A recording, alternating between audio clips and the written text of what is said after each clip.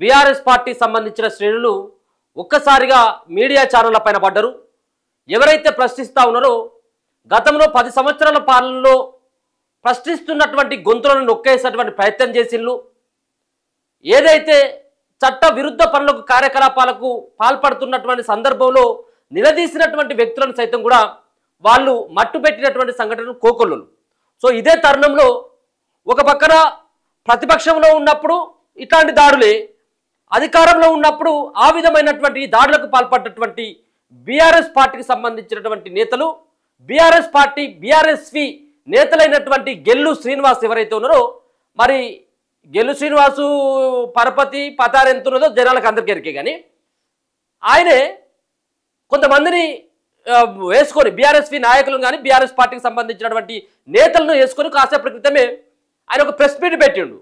Press meet పెట్టినటువంటి కాసేపటికే మళ్ళీ ఏదైతే మహాన్యూస్ ఆఫీస్ ఏదైతే ఉందో మహాన్యూస్ ఆఫీస్ దగ్గర ఆ యొక్క మహాన్యూస్ కార్యాలయాన్ని, మహాన్యూస్ ఆఫీస్ కార్యాలయంతో పాటు ఆ కార్యాలయంలో ఉన్నటువంటి ఫర్నిచర్ని అలాగే కార్యాలయం ముంగట ఉన్నటువంటి కార్లను సైతం కూడా ధ్వంసం చేసిండు పూర్తిగా. ఇది ఎందుకు చేసిండు? ఏమైనా వాళ్ళు ఏమన్నా విద్రోహాలా, లేకపోతుంటే ఇంకా టెర్రరిస్టులా, ఆ ఆఫీస్ ఏమన్నా టెర్రరిస్టులు ఏమన్నా ప్రోత్సహిస్తూ ఉన్నదా, లేకపోతుంటే ఇంకా ఏదైనా నక్సలైట్స్ని ఏమన్నా ఇంకా వాళ్ళు ఏమైనా ఆయుధాలు సరఫరా చేసిందా? ఎందుకు వాళ్ళ పైన దాడి చేయాల్సినటువంటి అవసరం వచ్చింది అంటే, ఇది కేటీఆర్ ఫోన్ ట్యాపింగ్ కావచ్చు, అలాగే బీఆర్ఎస్ పార్టీ నాయకులు చేసినటువంటి దౌర్జన్యాలు కావచ్చు, మరో పక్కన ఫోన్ ట్యాపింగ్తో పాటు కాళేశ్వరం ప్రాజెక్టు సంబంధించినటువంటి అంశాలు కావచ్చు, వీటన్నిటి పట్ల కథనాలు దర్దాపుగా వాళ్ళకు బీఆర్ఎస్ పార్టీకి ఒక మీడియా ఛానల్ ఉంది, సోషల్ మీడియాకు సంబంధించినటువంటి ప్లాట్ఫామ్స్ ఉన్నాయి. దాంట్లో ఉన్నది లేనట్టు లేని ఉన్నట్టుగా ప్రచారం అభూతమైనటువంటి కల్పనలు చేసి మరి వడ్డించేటువంటి కార్యక్రమాన్ని ఆ ఛానల్ కూడా చేస్తాయి. మనకు పక్క బాక్స్లో కనబడతా ఉన్నటువంటి విజువల్స్ చూడొచ్చు, ఎంత దౌర్జన్యంగా వాళ్ళు దాడులకు పాల్పడతా ఉన్నారు అనేది. వాళ్ళు ఆ కుండీలను పగలగొట్టుకుంటా ఆ కార్లను ధ్వంసం చేసి ఆ ఉన్నటువంటి ఫర్నిచర్ని మొత్తం కూడా దాంట్లో ఉన్నటువంటి కంప్యూటర్ను పగలగొట్టడం, ఆఫీసులో ఉన్నటువంటి ఫర్నిచర్తో పాటు అద్దాలు ధ్వంసం చేసి వాళ్ళను బెదిరించేటువంటి ప్రయత్నం చేసిండు. అంటే ఒక మీడియాకి ఆ విధమైనటువంటి స్వేచ్ఛ ఉండదు, మీడియాకు ప్రశ్నించాల్సినటువంటి అవసరం ఏముండదు. వీళ్ళు చేసినటువంటి లఫాంగి పనులన్నీ కూడా మనం ప్రజలకు అర్థమయ్యేటువంటి రీతిలో చెప్తా ఉంటే వీళ్ళు ఓర్చుకోలేనటువంటి తనంలో ఇలా ప్రశ్నిస్తూ నిలదీస్తున్నటువంటి ఛానళ్ల పైన దాడులు చేసేటువంటి ప్రయత్నం చేస్తూ ఉన్నారు. గతంలో అయితే ఇంకా కోకొల్లలు, గతంలో సర్కారు నడుపుతున్నటువంటి వాళ్ళు దాడులకు పాల్పడరు, ఇలా ప్రతిపక్ష పాత్ర పోషిస్తూ సైతం కూడా అటువంటి దాడులకు పాల్పడతా ఉన్నారు. మరి మీ నాయన ఎవరు, కేటీఆర్ యొక్క నాయన కేసీఆర్ చేసినటువంటి ఆ కమిషన్ల దందా, నువ్వు చేసినటువంటి ఫార్ములా ఈ రేస్ లాంటి ఆ వ్యవహారాలు నిన్ను ఎవరు చేయలేరు కావచ్చు అని చెప్పేసి నిన్ను ఎవరు ఏం చేయలేనటువంటి భావనతోటి ఆ డబ్బులు విడిపించినటువంటి ఆ సంఘటన, ఇక మీ చెల్లగారి సంగతి అయితే నేను చెప్పలేను, ఇక అది ఢిల్లీ ప్రజలు చెప్తారు అనుకో. అంటే మీరు ఈ రకంగా కమిషన్లకు కకృతి పడి ఫోన్ ట్యాపింగ్లు చేసి దొంగచాటున పిల్ల మొగోళ్ళు మాట్లాడుకున్నటువంటి మాటలు కూడా విన్నటువంటి మీ యొక్క వార్తలను ప్రచురించి ప్రసారం చేస్తే ఇక ఈ విధమైనటువంటి దౌర్జన్యాలకు పాల్పడతా ఉన్నారు. ఇది ఎక్కడి సంస్కృతి ఇది? అంటే మొత్తం ఒక గుండాయిజాన్ని, ఒక రౌడీయిజాన్ని ఇప్పుడు బీఆర్ఎస్ పార్టీ ప్రోత్సహిస్తున్నట్టుగా మనకు స్పష్టంగా అర్థమవుతా ఉన్నది. ఇక గతంలో మనం ఏదైనా వార్తలు చేసి బయటికి వెళ్ళాలంటే ఎంత ఇబ్బందో మన అందరికీ తెలుసు. అంటే ఇప్పుడు జరుగుతలేవా, ఇప్పుడు ఉన్నటువంటి రేవంత్ రెడ్డి పైన కేటీఆర్కు సంబంధించినటువంటి ఛానళ్ళ విపరీతమైనటువంటి ఇక మన లాకారంతో తిట్టిపిస్తూ ఉన్నారు వీళ్ళు పోయి.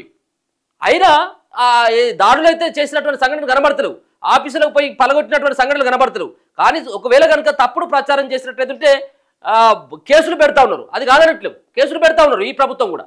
కానీ దౌర్జన్యాలకు పాల్పడేటువంటి సంస్కృతిని తీసుకొచ్చినటువంటి బీఆర్ఎస్ పార్టీ ఇవాళ వాళ్ళ యొక్క వ్యవహారాల పైన, వాళ్ళు చేసినటువంటి తప్పుల పైన నిలదీస్తూ ఉంటే వీళ్ళు ఓర్చుకోలేనటువంటి తనం. అంటే మమ్మల్ని ప్రశ్నిస్తారా వీళ్ళు? మరి రాజులా, వీళ్ళు దొరలా, మరి ఇంకా లేకపోతుంటే వీళ్ళు ఏమనుకోవాలి వీళ్ళని? అంటే ఆ రకంగా మొత్తం విచ్చలవిడితనం పెరిగిపోయింది. ఇంకా ఈ 5 సంవత్సరాలు కనుక మళ్ళీ బీఆర్ఎస్ పార్టీ ఉన్నట్టయితుంటే ఒక సోషల్ మీడియా ఉండకపోవచ్చేమో, ఒక మీడియా ఛానల్ సైతం కూడా ఆయనకు వ్యతిరేకంగా మాట్లాడకపోవచ్చు కావచ్చేమో. ఒక దౌర్జన్యమైనటువంటి తీరులో, ఒక రకంగా భయపెట్టేటువంటి తీరులో వాళ్ళ పైన మాట్లాడితే ఇక చంపుడే అన్నటువంటి తీరుగా వాళ్ళు ఈరోజు ప్రవర్తించినటువంటి తీరు అది హైదరాబాదు నడిబొడ్డులో ఉన్నటువంటి మహానుష్ కార్యాలయం పైన అయింది. గతంలో మనం చూడొచ్చు, మన తొలి వెలుగు రగనకు సంబంధించినటువంటి విషయంలో మనం చూసుకోవచ్చు. కేవలం పండ్లు తీసుకుంటా ఉంటే, ఫ్రూట్స్ తీసుకుంటా ఉంటే అక్కడి నుంచి ఉన్నటువంటి ఆ బండి దగ్గర నుంచి లాక్కొని పోయి కిడ్నాప్ చేసి చిత్రహింసలు పెట్టినటువంటి సంఘటన మనం చూసినాం. తీర్మార్ మల్లన్న కావచ్చు.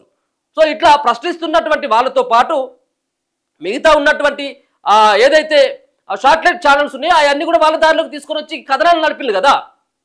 అంటే ఈ దుర్మార్గుల యొక్క అవినీతి పైన, ఈ దుర్మార్గులు చేసినటువంటి దౌర్జన్యాల పైన, వీళ్ళు చేసినటువంటి వ్యవహారాలపైన నిలదీస్తే ఇట్లాంటి దాడులకు పాల్పడతామని ఇది మరి కేటీఆర్ ఆదేశాల మేరకు నడిచినట్టుగా కనబడతా ఉన్నది ఇది. ఎందుకంటే ఇటువంటి ఈ చెత్త ఐడియాలు ఆయనకి వస్తాయి, ఇంకా ఎవరికి రావు. అవి దరిదాపుగా ఆయన ఉండొచ్చేమో మేబీ.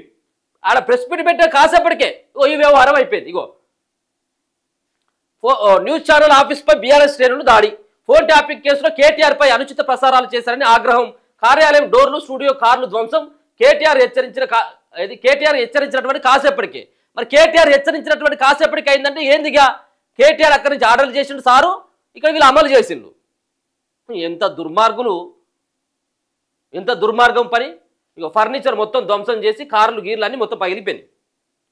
హైదరాబాద్లోని ఓ మీడియా ఛానల్ ఆఫీస్పై బీఆర్ఎస్ శ్రేణులు దాడికి పాల్పడ్డారు.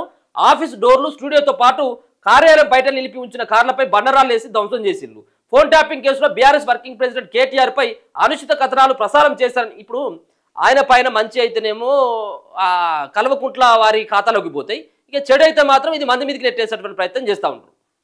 అంటే కేసీఆర్ ఆహో ఓహో అని చెప్పేసి పొగుడుకుంటూ కథనాలు చేస్తే ఏం లేదు.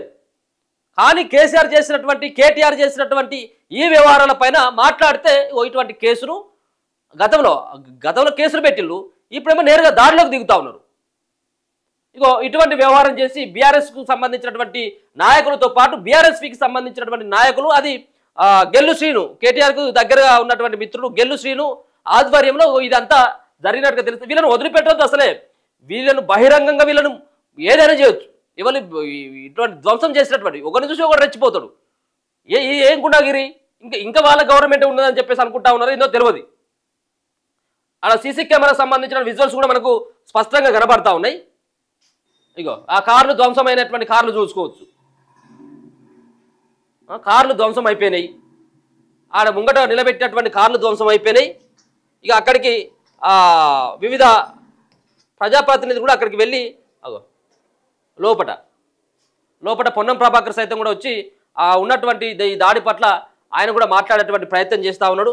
దాని తర్వాత ఇక్కడ షర్మిలమ్మ కూడా, ఎవరు అక్కడ కాంగ్రెస్ పార్టీ అధ్యక్షురాలు ఆంధ్రప్రదేశ్ నుంచి ఆ షర్మిల సైతం కూడా దీని పట్ల మాట్లాడినటువంటి ఆ మాటలు కూడా చూసుకోవచ్చు. సీసీ కెమెరాలు పూర్తిగా రికార్డ్ అయింది.